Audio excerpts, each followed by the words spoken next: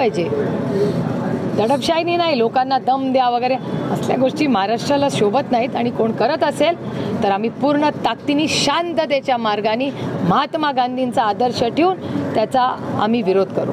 सुनेत्रा पवारांच्या फ्लेक्सवरती बारामती तालुक्यातल्या कराटी येथे शाई फेकणं हे अतिशय चुकीचं आहे. ज्यांनी कोणी केलं असेल त्याची इन्क्वायरी झाली पाहिजे.